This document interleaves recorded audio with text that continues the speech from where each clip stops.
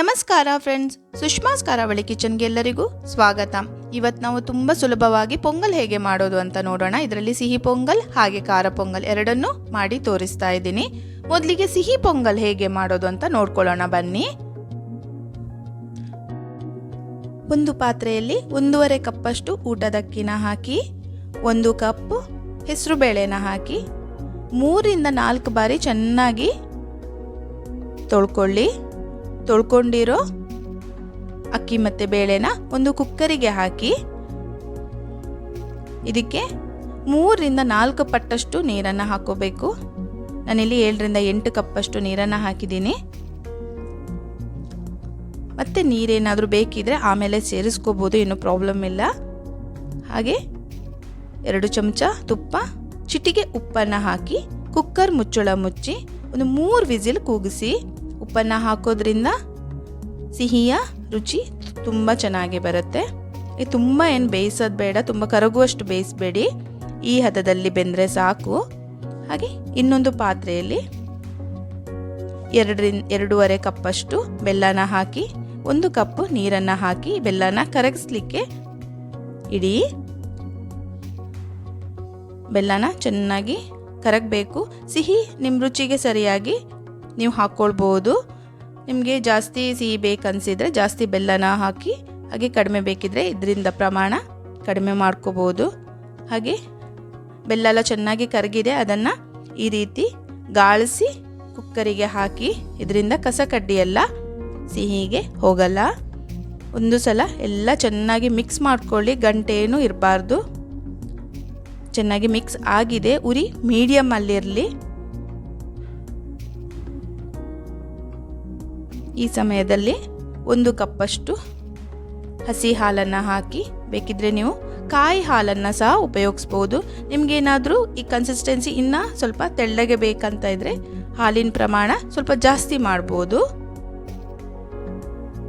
ಏಲಕ್ಕಿ ಪುಡಿ 1/2 ಚಮಚನ ಸೇರಿಸಿ ಒಂದ್ಸಲ ಮಿಕ್ಸ್ ಮಾಡ್ಕೊಳ್ಳಿ. ಹಾಗೆ ಇನ್ನೊಂದು ಕಡೆ ಒಂದು ಬಾಣಲೆಯಲ್ಲಿ 2ರಿಂದ 3 ಚಮಚ ತುಪ್ಪನ ಬಿಸಿ ಮಾಡ್ಕೊಳ್ಳಿ. 1/4 ಕಪ್ಪಷ್ಟು ಗೋಡಂಬಿ, 1/4 ಕಪ್ಪಷ್ಟು ದ್ರಾಕ್ಷಿ, ನಿಮಗೆ ಇಷ್ಟವಾಗಿರೋ ಯಾವ ಡ್ರೈ ಫ್ರೂಟ್ಸ್ ಇದ್ದರೂ ಇದನ್ನು ಫ್ರೈ ಮಾಡಿ ಹಾಗೆ ಕುದೀತಾ ಇರೋ ಪೊಂಗಲ್ಗೆ ಹಾಕಿ ಅದರ ಮೇಲೆ ನೀವು ಒಂದು 3ರಿಂದ 4 ಚಮಚ ತುಪ್ಪ ಎಷ್ಟು ಹಾಕಿದರೂ ರುಚಿ ತುಂಬ ಚೆನ್ನಾಗಿ ಬರುತ್ತೆ. ಈ ಹದಕ್ಕೆ ಬರುವಾಗ ಸ್ಟವ್ನ ಆಫ್ ಮಾಡಿ. ತುಪ್ಪ ಎಲ್ಲ ಮೇಲ್ಗಡೆ ಈ ಥರ ತೇಲ್ತಾ ಇರಬೇಕು. ತುಪ್ಪ ಜಾಸ್ತಿ ಹಾಕೋದ್ರಿಂದ ರುಚಿ ತುಂಬ ಚೆನ್ನಾಗಿ ಬರುತ್ತೆ. ಯಾವುದೇ ಹಬ್ಬಕ್ಕೆ ತುಂಬ ಈಸಿಯಾಗಿ ಈ ಥರ ರುಚಿಯಾದ ಪೊಂಗಲ್ ಮನೆಯಲ್ಲೇ ಮಾಡ್ಕೊಳ್ಳಿ. ಈಗ ಖಾರ ಪೊಂಗಲ್ ಹೇಗೆ ಮಾಡೋದು ಅಂತ ನೋಡ್ಕೊಳ್ಳೋಣ ಬನ್ನಿ. 1 ಕಪ್ ಊಟದ ಅಕ್ಕಿ, ಹಾಗೆ 1 ಕಪ್ ಹೆಸರು ಬೇಳೆನ 3ರಿಂದ 4 ಸಲ ಚೆನ್ನಾಗಿ ತೊಳ್ಕೊಂಡಿರೋ ಅಕ್ಕಿ ಬೇಳೆನ ಒಂದು ಕುಕ್ಕರಿಗೆ ಹಾಕಿ ಸ್ವಲ್ಪ ತೇವಾಂಶ ಹೋಗೋ ಥರ ರೋಸ್ಟ್ ಮಾಡ್ಕೊಳ್ಳಿ. ಇದಕ್ಕೆ 1 ಹಸಿಮೆಣಸು, ಬೇಕಿದ್ರೆ 2 ಹಸಿಮೆಣಸಾದರೂ ನೀವು ಉಪಯೋಗಿಸ್ಬೋದು. ಸ್ವಲ್ಪ ಉಪ್ಪು, ತುಪ್ಪನ ಹಾಕಿ ಇದಕ್ಕೆ 3ರಿಂದ 4 ಪಟ್ಟಷ್ಟು ನೀರನ್ನು ಸೇರಿಸಿ ಒಂದು ಸಲ ಬೇಳೆ ಎಲ್ಲ ತಳ ಬಿಡೋ ಥರ ಮಿಕ್ಸ್ ಮಾಡ್ಕೊಳ್ಳಿ. ಕುಕ್ಕರ್ ಮುಚ್ಚಳ ಮುಚ್ಚಿ ಇದನ್ನು ಸಹ 3ರಿಂದ 4 ವಿಸಿಲ್ ಕೂಗಿಸಿ. ಇದಕ್ಕೆ ಸ್ವಲ್ಪ ನೀರು ಜಾಸ್ತಿ ಆದ್ರೂ ಏನು ತೊಂದರೆ ಇಲ್ಲ, ಚೆನ್ನಾಗಿ ಬೆಂದಿದೆ. ಈಗ ಈ ಖಾರ ಪೊಂಗಲ್ ಎಷ್ಟು ತೆಳ್ಳಗಾಗುತ್ತೆ ಅಷ್ಟು ತೆಳ್ಳಗೆ ಮಾಡ್ಕೊಳ್ಳಿ, ಯಾಕಂದರೆ ತಣ್ಣಗಾದ್ಮೇಲೆ ಬೇಗನೆ ಗಟ್ಟಿಯಾಗಿಬಿಡುತ್ತೆ. ಸ್ವಲ್ಪ ನೀರನ್ನು ಸೇರಿಸಿ ನಿಮ್ಮ ಕನ್ಸಿಸ್ಟೆನ್ಸಿನ ಅಡ್ಜಸ್ಟ್ ಮಾಡ್ಕೊಳ್ಳಿ.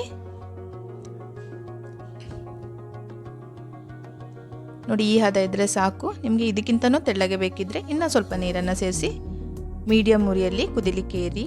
ಇನ್ನೊಂದು ಪಾತ್ರೆಯಲ್ಲಿ 3ರಿಂದ 4 ಚಮಚ ಎಣ್ಣೆ, ಹಾಗೆ 3ರಿಂದ 4 ಚಮಚ ತುಪ್ಪನ ಹಾಕಿ ಬಿಸಿ ಮಾಡ್ಕೊಳ್ಳಿ. ಇದಕ್ಕೆ 3/4 ಚಮಚ ಜೀರಿಗೆ, 1/2 ಚಮಚ ಸಣ್ಣದಾಗಿ ಹೆಚ್ಕೊಂಡಿರೋ ಶುಂಠಿ, 3-4 ಹಸಿಮೆಣಸು, ಹಾಗೆ ಅರ್ಧ ಚಮಚ ಕಾಳು ಮೆಣಸು, ಸ್ವಲ್ಪ ಕರಿಬೇವು ಎಲ್ಲವನ್ನು ಹಾಕಿ ಸ್ವಲ್ಪ ಫ್ರೈ ಮಾಡ್ಕೊಳ್ಳಿ. ಸ್ವಲ್ಪ ಫ್ರೈ ಆದಮೇಲೆ ಇದಕ್ಕೆ ಒಂದು 8-10 ಗೋಡಂಬಿ, ಹಾಗೆ ತುರಿದಿಟ್ಕೊಂಡಿರೋ ಒಂದು 2-3 ಚಮಚ ತೆಂಗಿನ ತುರಿನ ಹಾಕಿ, ನೀವು ಬೇಕಿದ್ದರೆ ಒಣ ಕೊಬ್ಬರಿನ ಸಣ್ಣದಾಗಿ ಹೆಚ್ಕೊಂಡು ಕೂಡ ಹಾಕ್ಕೊಳ್ಬೋದು. ಅರಿಶಿಣ ಪುಡಿನ ಆವಾಗಲೇ ಸೇರಿಸ್ಕೊಳ್ಳಿ. ಮಾಡ್ಕೊಂಡಿರೋ ಈ ಒಗ್ಗರಣೆನ ಅಕ್ಕಿ ಮತ್ತು ಬೇಳೆ ಮಿಕ್ಸರಿಗೆ ಹಾಕಿ ಸ್ವಲ್ಪ ಕೊತ್ತಂಬರಿ ಸೊಪ್ಪನ್ನು ಹಾಕಿ ಚೆನ್ನಾಗಿ ಮಿಕ್ಸ್ ಮಾಡಿದರೆ ಬಿಸಿ ಬಿಸಿಯಾದ ಖಾರ ಪೊಂಗಲ್ ಸರ್ವ್ ಮಾಡಲಿಕ್ಕೆ ರೆಡಿಯಾಗಿದೆ. ಇದನ್ನು ನೀವು ಉಪ್ಪಿನಕಾಯಿ, ಹಪ್ಪಳ ಅಥವಾ ಚಟ್ನಿ ಜೊತೆ ಸರ್ವ್ ಮಾಡ್ಬೋದು. ತುಂಬ ಟೇಸ್ಟಿಯಾಗಿರುತ್ತೆ. ಅಡುಗೆ ಮಾಡಲಿಕ್ಕೆ ಜಾಸ್ತಿ ಸಮಯ ಇಲ್ಲ ಅಂದರೆ ದಿಢೀರನೆ ಇದನ್ನು ಮಾಡಿ ತಿನ್ಬೋದು. ಇವತ್ತಿನ ಈ ಸಿಹಿ ಮತ್ತು ಖಾರ ಪೊಂಗಲ್ ರೆಸಿಪಿ ನಿಮಗೆ ಇಷ್ಟ ಆದರೆ ಪ್ಲೀಸ್ ನನ್ನ ಚಾನಲ್ನ ಲೈಕ್ ಮಾಡಿ, ಶೇರ್ ಮಾಡಿ, ಹಾಗೆ ಸಬ್ಸ್ಕ್ರೈಬ್ ಮಾಡೋದನ್ನು ಮರಿಬೇಡಿ. Thank you.